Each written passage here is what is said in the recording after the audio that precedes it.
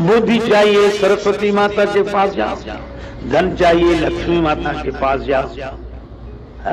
धन चाहिए तो लक्ष्मी माता के मंदिर में जाओ, बुद्धि चाहिए तो सरस्वती माता के मंदिर में जाओ, शक्ति चाहिए तो दुर्गा माता के मंदिर में जाओ। लेकिन एक बात मैं आपसे कहूं, शक्ति चाहिए तो दुर्गा माता के पास, बुद्धि चाहिए तो सरस्वती माता के पास, धन चाहिए तो लक्ष्मी माता के द्वार पर जाओ, है ना? बल चाहिए तो बजरंग बली के द्वार पर जाओ, और अगर भगवान चाहिए तो सदगुरु के द्वार पर जाओ। भगवान परम गुरु राम मिलावन हार, भगवान बिना गुरु के नहीं मिलते। गए दशरथ जी गए गुरु जी के पास, गुरुदेव सब कुछ है, सब कुछ है, सब कुछ मिला है, पर जिससे मिलने के लिए यह जीवन मिला है वह नहीं मिला है। जिससे मिलने के लिए यह जीवन मिला है वह नहीं मिला है। भांति भांति भोग मिले, अंग हु अरोग मिले, सुख के संयोग मिले, जीवन की बाटी में धन अरु धाम मिले, सुयस अरु नाम मिले, राम ना मिले तो सब काम मिले माटी में।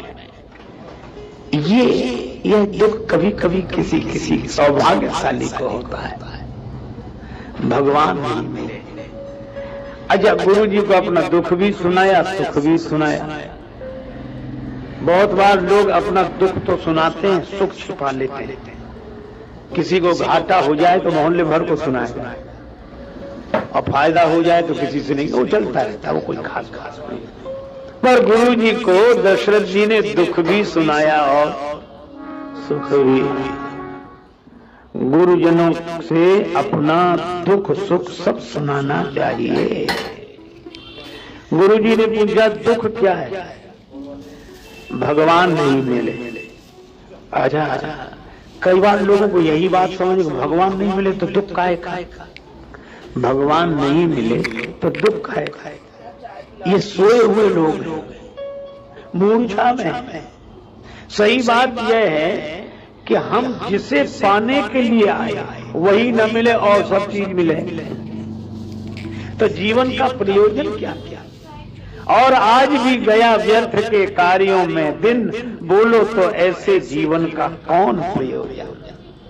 जिंदगी में जिंदगी का राज पाना चाहिए, जिंदगी में जिंदगी को मुस्कुराना चाहिए, जिंदगी में जिंदगी की शर्त अगर पूरी ना हो तो जिंदगी को जिंदगी से रूठ जाना चाहिए। श्री रामकृष्ण देव दक्षिणेश्वर में निवास करते थे। उन दिनों पंचवटी में रात्रि को साधना करते, काली माता की स्तुति करते, प्रार्थना करते, और सायंकाल मंदिर में जब आरती का घंटा निनाद होता तो श्री रामकृष्ण रोते हुए धरती पर से रगड़ते, माँ मंदिर में शाम की आरती का घंटा बज रहा है, आज का दिन भी बीत गया, तू नहीं मिले, आज का दिन भी बीत गया। ऐसी पीड़ा, और उसी पीड़ा और छटपटाहट का परिणाम था कि उन्हें माता का दर्शन हुआ। उन्हीं रामकृष्ण देव से एक आदमी पूछने आया कि भगवान कैसे मिले, कैसे मिलेंगे भगवान? श्री रामकृष्ण देव ने कहा कि तड़पने से। तो तड़पना कैसा होना चाहिए? तड़पना, एक काम करो, क्या मेरे साथ गंगा जी नहाने चलो, बाद में बता। ले गए। उस आदमी ने गंगा जी में जैसी डुबकी लगाई, श्री परमहंस रामकृष्ण देव ने उसके सिर पे हाथ रख दिया, बाहर नहीं निकलने दिया। थोड़ी देर बेचारा छटपटा गया,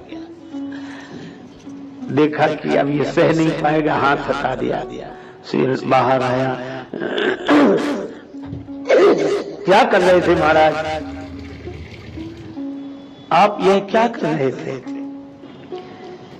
श्री रामकृष्ण देव ने कहा, तुम्हारे प्रश्न का उत्तर दे रहा था। वो उत्तर दे रहे थे कि प्राण ले रहे थे महाराज, ये भी कोई उत्तर? अरे भाई, तुमने पूछा था ना छटपटाहट कैसी हो, बस जैसे जल से बाहर निकलने की तुम्हें छटपटाहट हो रही थी, ऐसी छटपटाहट जिस दिन भगवान को पाने के लिए होगी उसी दिन वो मिल जाएंगे, पर तड़प ऐसी होगी। मोहन प्रेम बिना नहीं मिलता, चाहे कर लो कोटि उपाय। और वही हुआ। एक क्षण आया, दशरथ जी के जीवन में तड़प जागी, और जब तड़प जागी तो गुरु जी के पास गुरु जी ने कहा कि धीरज रखो, दुख क्या है? भगवान नहीं मिले यह दुख है। भवन में सब कुछ है, पर संतान के बिना घर सूना, संतान के बिना भवन सूना, चाहे सब कुछ हो। इसी तरह जीवन में चाहे सब कुछ हो, संतान के बिना अगर भवन सूना है तो भगवान के बिना जीवन सूना है, चाहे सब हो। गुरु जी ने कहा कि धीरज रखो, धरहु धीर,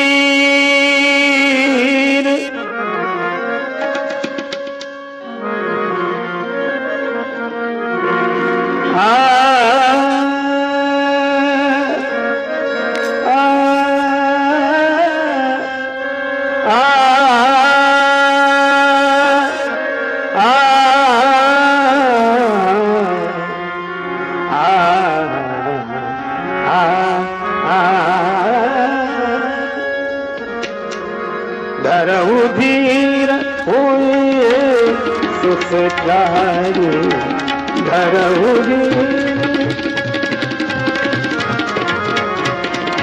धरहु धीर, धरहु धीर, धीर धीर, धरहु धीर,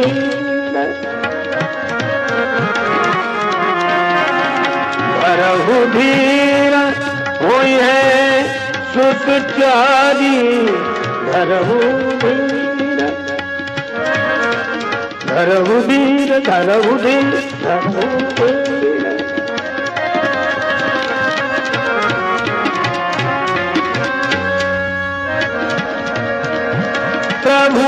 प्रभुआन विदित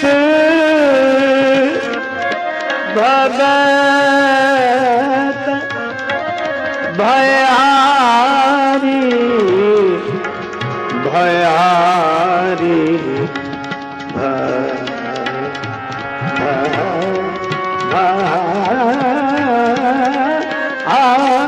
धरहु धीर, धरहु धीर, धरहु धीर, धरहु धीर। गुरु जी ने कहा धीरज रखो, दुख क्या है? भगवान नहीं मिले यह दुख है। तो गुरु जी ने कहा कि यहां आ गए तो भगवान तो नहीं मिले, पर सुख क्या मिल गया? सुख क्या मिला? भगवान नहीं मिले ये दुख है, पर भगवान से मिलाने वाले गुरु मिल गए यह सुख है। भगवान से मिलाने वाले गुरुदेव मिल गए यह सुख है। गुरु जी बोले धीरज रखो। और कब तक धीरज रखें महाराज? चौथापन आ गया। एक सज्जन एक भजन गाते थे, मुझे बहुत प्रिय लगा वो भजन। वो बिना साजवाज के गाते थे, तो उनकी आवाज ही ऐसी थी कि अपना तो मैं उनसे वो भजन बराबर सुनता था।